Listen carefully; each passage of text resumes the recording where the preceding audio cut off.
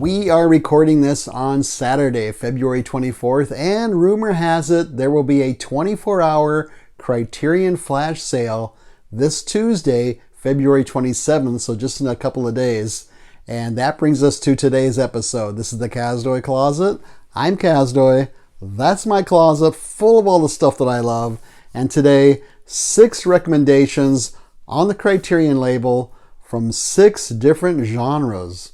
Let's check it out. First off, I just want to say that I'm going to choose 6 films that hopefully have been overlooked and that hopefully are not obvious choices. I'm going to go in chronological order of the year they were released, and I'll also tell you other ways you can see these films in case you're not a collector, you don't want to buy them, but you do want to check them out, or you want to check them out before you buy them. I'll let you know how you can do that. All the discs I'm going to show you have extra features that vary in number and quality. We're going to start with the horror genre, and that would be Island of Lost Souls. This is from 1932, a brisk 70 minutes long, and it's in black and white. This is about a shipwrecked sailor who finds himself trapped on an island where there's a mad doctor performing some bizarre genetic experiments regarding man and animals. This stars Charles Laughton in really his first major film role, and the legendary Bela Lugosi, which is who was in Dracula just the year before this, and they're both really great in this one. So you can expect, this is a pre-code horror film, so it's going to be surprisingly more gruesome and weird than you might expect for something made in 1932. You can expect some expressionistic cinematography. If you're a Devo fan like I am, you will find out where that phrase, "Are we not men?" where that comes from. It comes from here. In fact, 2 of the members of Devo are included in one of the extras here. There's also an interview between John Landis and Rick Baker. So as you can imagine, it's a classic, influential horror film. But if you're a horror fan, I'm sure you are familiar with this film already. It was based on the Island of Dr. Moreau by H.G. Wells, and there was a film under that title made in 1996 with Marlon Brando and Val Kilmer, directed by John Frankenheimer, and it's kind of an infamous film, kind of a much despised film. I happen to like it. It's goofy, but I happen to like that film. This is not streaming anywhere as far as I can tell, but it is on Criterion Blu-ray and DVD, and you might try your local library. Next up, let's go with a foreign film, and I'm going to recommend Beauty and the Beast from 1946, 93 minutes long, beautiful black and white, in French with English subtitles.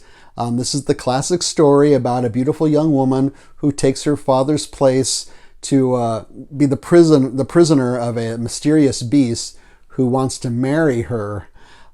Don't expect a kid's film. This is not a cartoon. And it's about as close, I think, to a dreamlike experience that you can have watching a film while still maintaining a coherent plot and not getting too artsy or avant-garde. It was directed and written by Jean Cocteau. He was an artist who dabbled in many different fields, more than dabbled, excelled, I would say, in many different fields.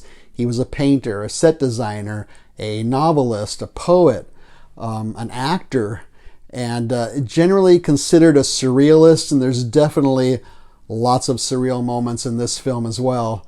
I also have his film Orpheus on Criterion, and I like that one, but I like this one much better. This is streaming on HBO Max. It's streaming on the Criterion channel. You can see it for free on YouTube, and Criterion has it on Blu-ray and DVD. You can also try to your local library, and you can also rent it. Well, I couldn't do an episode like this without having a film noir in there, of course. So that's going to be our next genre. And there were several I looked at, but I thought these are too well known. So I'm going to go with something that I hope is less well known, and that is Moonrise from 1948, 90 minutes long. Once again, beautiful black and white. This is about a young man who's despised and bullied by his schoolmates because his father was accused of killing another man and was sentenced to death. And that's all I want to say about it. I don't want to give any spoilers out, except you can tell a lot happens. You can see by the noose around his neck on this cover here.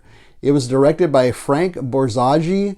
He's kind of this underappreciated director, I believe. He's directed over 100 films, and this is generally considered his best film. I think the only other film of his I've seen was History is Made at Night, and I believe I saw that on the Criterion channel. Gail Russell plays the love interest here, and she was in several films. Probably most notable would be The Uninvited and The Night Has a Thousand Eyes, one I really liked that I did an episode on. So for this one, you can expect a dark, unpredictable story with a lot of nice noirish visual stylistic touches in it. This is for free on YouTube. It's also on Criterion, Blu-ray, and DVD, and you can rent this one. For our next genre pick, I went with a Western, and that would be The Gunfighter from 1950, a brisk 84 minutes long. Once again, beautiful black and white. This is about Johnny Ringo, and he is an infamous gunslinger who wants to hang up his holster and start a brand new life. The only problem, of course, is that everybody knows his reputation and they all want to challenge him and draw him back into this gunfighter life. This kind of reminded me of, well, there's several films had this kind of plot. Maybe this was the first time it was done. I really don't know. But it reminded me of a real life thing. My brother had a friend who would always show up with a black eye, or he had cuts on his face. Like, he was always getting in fights. And the reason why was because he had a girlfriend that was, gorgeous. Just this beautiful, petite girl. And every time he went out to like a club or to a bar or something, guys would pick fights with him because either they were jealous that he had this girlfriend or they wanted to impress the girl or whatever the reason was. But this poor guy was always getting in fights because of, he had this girl with him. With this one, you can expect a dark psychological Western. I really like those types of Westerns. So it's not going to be your typical cliche Western this time. It's fast moving and it's thoughtful with more complex characters than Westerns usually have. It stars Gregory Peck, and is an earlier film of his. It was released after he did Gentleman's Agreement and The Paradigm Case, which is a Hitchcock film, not one of Hitchcock's better films. But this is streaming on Peacock. It's for free on YouTube, and Criterion has it on Blu-ray and DVD, and you can also rent The Gunfighter. For our next genre pick, I thought I would go with a documentary. I'm not a huge documentary fan, something I think I need to get more into. But for the documentary, for this purpose, I went with Salesman, and that's from 1969, 91 minutes long. Once again, beautiful black and white. This is follows 4 door-to-door Bible salesmen as they travel from Boston to Florida to sell these luxury editions of the Bible to working class Catholics. Death of a Salesman is one of my favorite plays. I was lucky enough to see Brian Dennehy perform as the main character in that play live. And I was in publishing for about 5 years before I started teaching. And if you've been in any kind of business environment where you encounter salesmen, you've met Willie Loman from Death of a Salesman, or you've met some of the other guys in this documentary. It was directed by Albert Maysles. I don't know if I'm saying his name right. David Maysles and Charlotte Zwerin. They did some great documentaries like the Rolling Stones documentary, Gimme Shelter, and Grey Gardens. So in this one, you can expect cheap motels, smoky diners, suburban living rooms. The style of the documentary is a non-judgmental, observational, just showing these people's lives. There's no narration, anything like that. And you draw your own conclusions about what their lives are like, what their personalities are like, and etc. This disc includes Globesman, which is a parody of Salesman about guys who sell globes door to door, and that was part of the Documentary Now series. This is streaming on HBO Max. It's for free on YouTube. It's on the Criterion channel, and it's on Criterion Blu-ray and DVD. Our last genre pick for this Criterion flash sale is a coming-of-age film, and that is King of the Hill from 1993, 103 minutes long, and it's in color, believe it or not. Our only color film we're talking about today. This is set in St. Louis during the Depression, and it's about an adolescent boy who must survive on his own in this kind of rundown, bizarre hotel during his salesman father's very lengthy business trips. Do not confuse King of the Hill with the cartoon of the same name, not related. This was directed by Steven Soderbergh. It's his third feature film after he made a big splash with Sex, Lies, and Videotape and Kafka. I've never seen Kafka, but he went on to make many films and TV shows, but films like Traffic and Ocean's 11 and those sequels, all kinds of stuff.